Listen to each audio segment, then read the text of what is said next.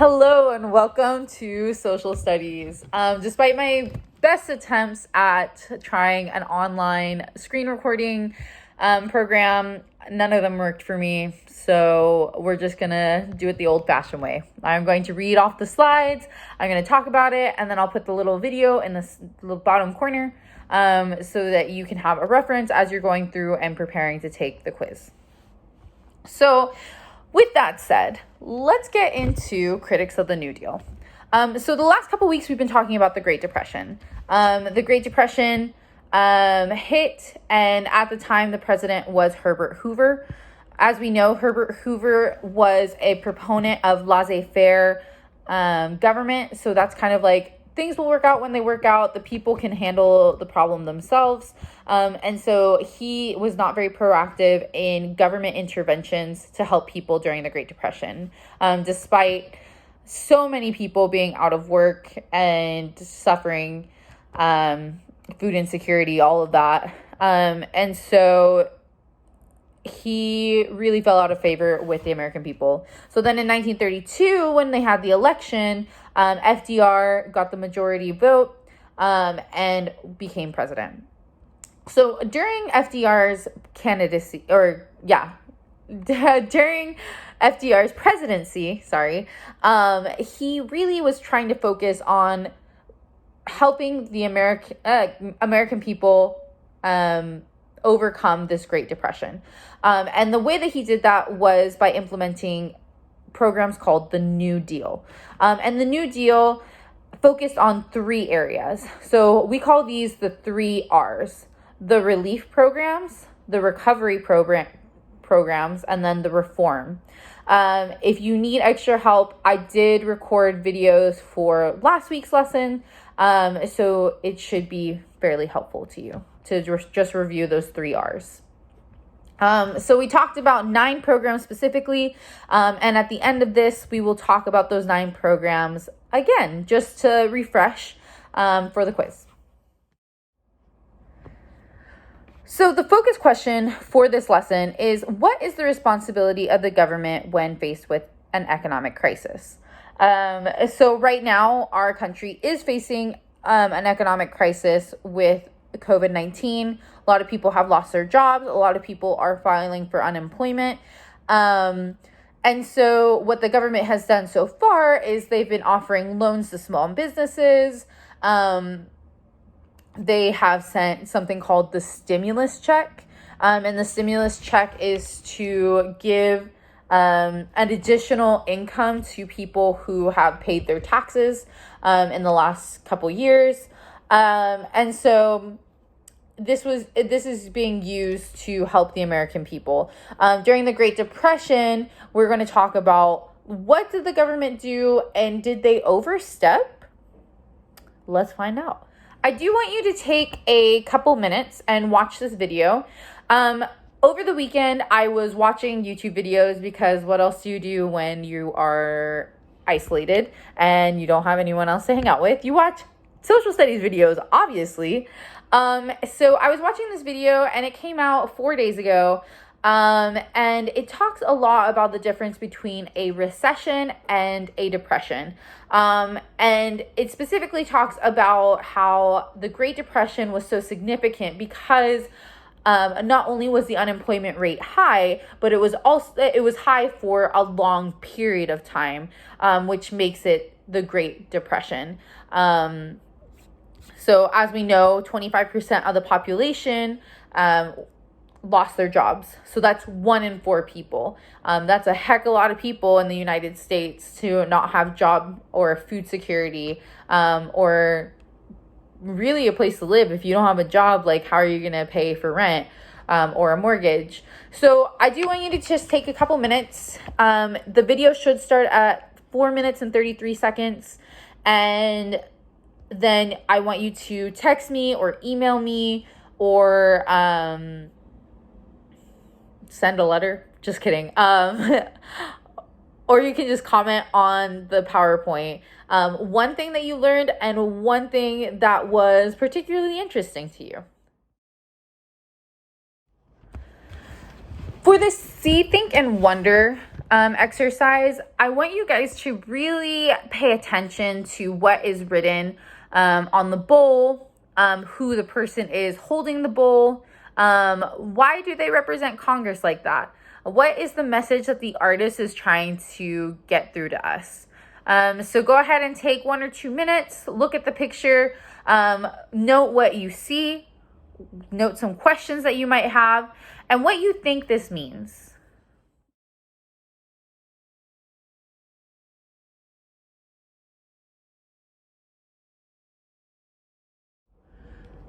Okay, so now that you have participated in the See, Think, and Wonder activity, I want you guys to really pay attention to these following observations that I made. So as we can see, the man who is prominent in the picture is FDR, and he's holding a bowl, and the bowl says power in very big letters. And it's called, and on the outside of the bowl, it talks about like the reorganization program. The man who's serving into the bowl is Congress. And so we know that Congress is our legislative branch of government. The president, or FDR at the time, is the executive, is part of the executive branch of government. And so in this picture, there's one branch that is that's left out. That's not included. And that is our judicial branch. So we're going to have a discussion about that in just a minute. And we're going to be talking about some shady stuff that went down with FDR and the New Deal programs.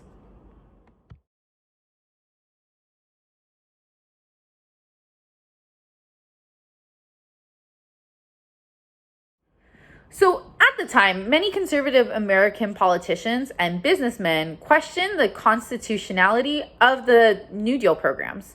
They were like, wow, it kind of seems like the government is overstepping. As we remember, the United States government has 3 branches of government. These are provided to provide checks and balances to make sure that not one branch of government has all the power.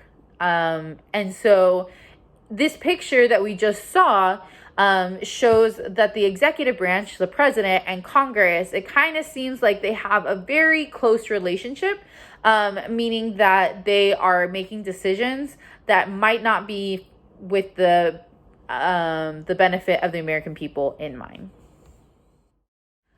So the New Deal was the first time that federal governments of the United States took action in major economic crisis.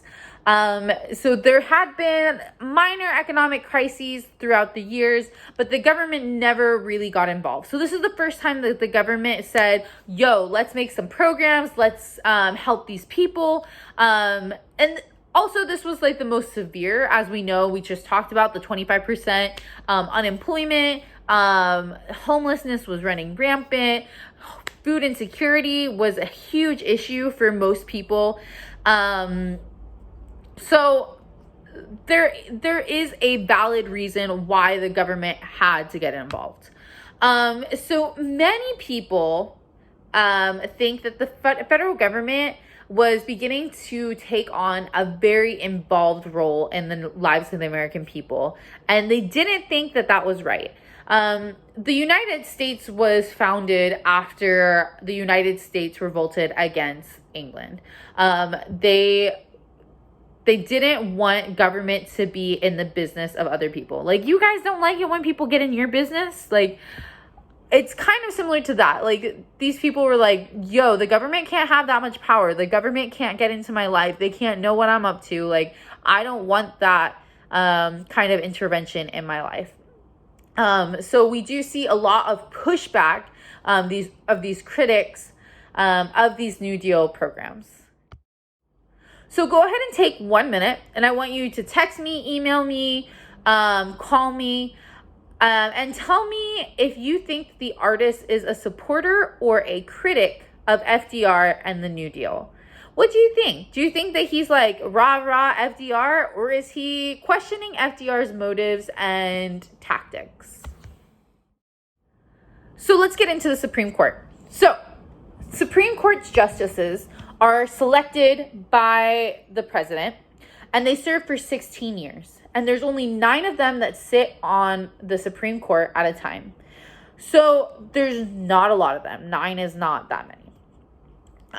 So at this time, the Supreme Court declared certain, not all of them, just a few, New Deal programs unconstitutional. So they said, yo, fam, that's not legal. And Roosevelt was a little salty about it. So he tried to undo the Supreme Court's opposition to his program by proposing a bill. And what this bill would do is increase the number of Supreme Court justices to 15 members. So that would give him 6 extra members in the judicial branch to pretty much do his bidding. Because if he has the majority of members in this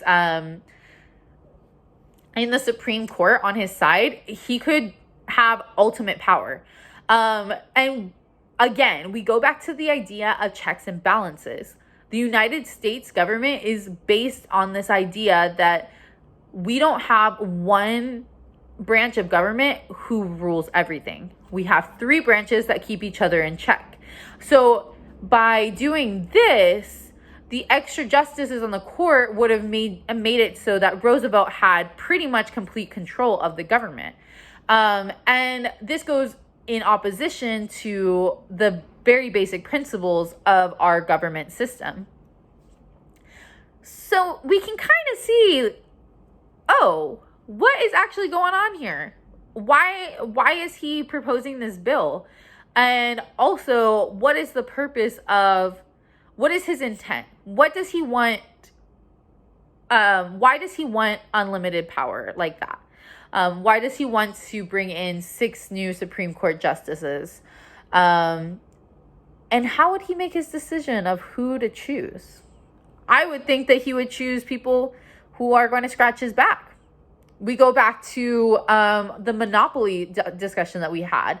I scratch your back, you scratch mine. It's favors. I do something for you, you're going to do something for me. I think that there is danger in the political machine. And that is kind of what it's sounding like right now.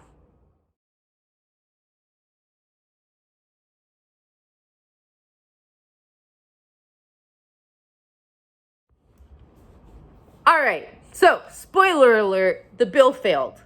And it really resulted in this massive check on the power of the president. So FDR, as we just talked about, he wanted to tip the balance of checks and balances in his favor. But thankfully, because we have those checks and balances, he was stopped. He was not able to get that power to the executive branch or the presidential branch of the government. I think, especially now that we have a president that is unliked by the majority, I mean, think about if Trump had unlimited power, that he could do whatever he wanted. I would be scared of the country and for the country and for everyone. I think that these checks and balances are there for a reason. They were created to make sure that the power doesn't go to one person, because even people who have good intentions at first, power really gets to people, and eventually they don't end up doing what's best for the American people. They do what's best for them.